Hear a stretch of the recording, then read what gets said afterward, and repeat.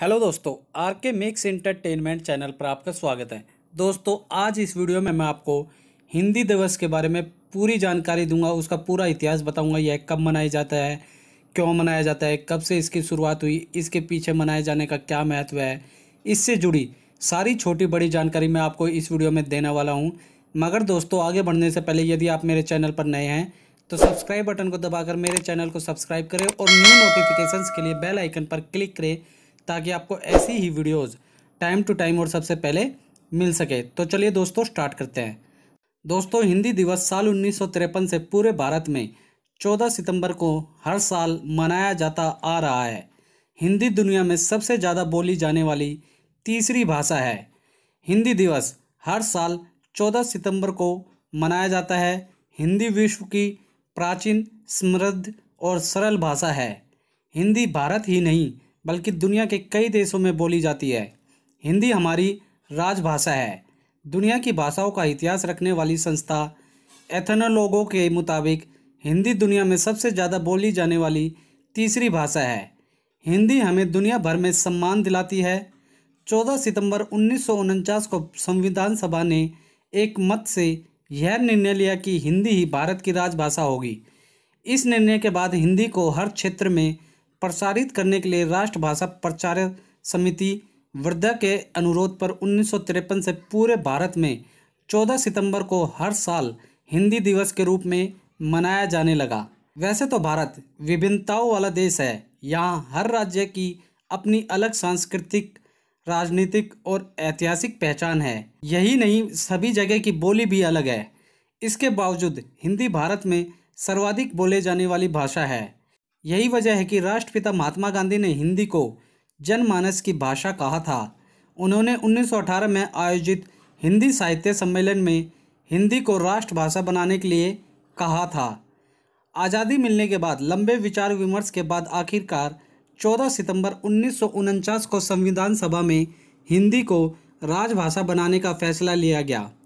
भारतीय संविधान के भाग 17 के अध्याय की धारा 343 कॉलम 1 में हिंदी को राजभाषा बनाए जाने के संदर्भ में कुछ इस तरह लिखा गया है। संघ की राजभाषा हिंदी और लिपि देवनागरी होगी। संघ के राजकीय प्रयोजनों के लिए प्रयोग होने वाले अंकों का रूप अंतर्राष्ट्रीय रूप होगा। हालांकि हिंदी को राजभाषा बनाए जाने से काफ़ी लोग खुश नहीं थे और इसका विरोध करने लगे।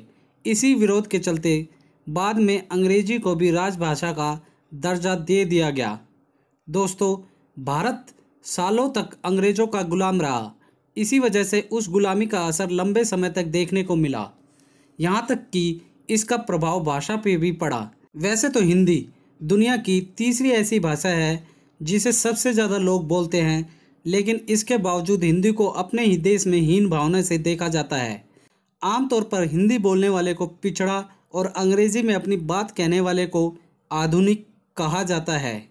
दोस्तों, इसे हिंदी का दुर्भाग्य ही कहा जाएगा कि इतनी समृद्ध भाषा कोश होने के बावजूद आज हिंदी लिखते और बोलते वक्त ज़्यादातर अंग्रेजी भाषा के शब्दों का इस्तेमाल किया जाता है।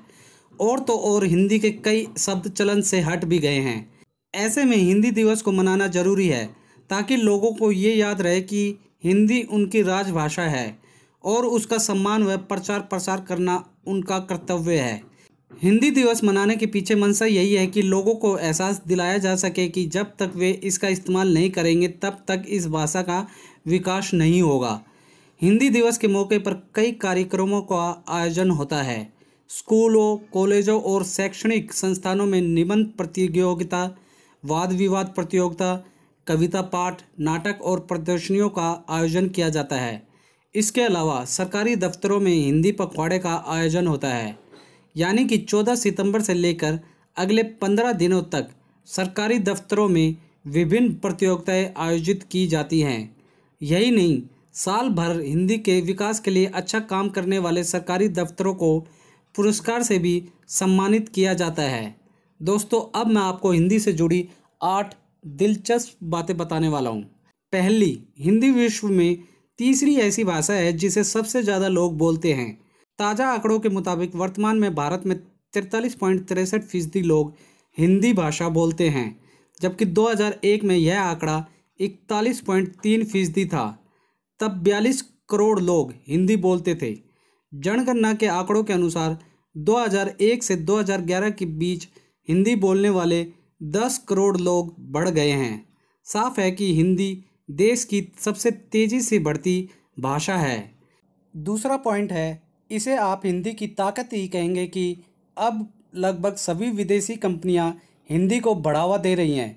यहाँ तक कि दुनिया के सबसे बड़े सर्च इंजन गूगल में पहले जहां अंग्रेजी कंटेंट को बढ़ावा दिया जाता था, वहीं गूगल अब हिंदी और अन्य क्षेत्रीय भाषा वाले कंटेंट को प्रमुखता दे रहा है।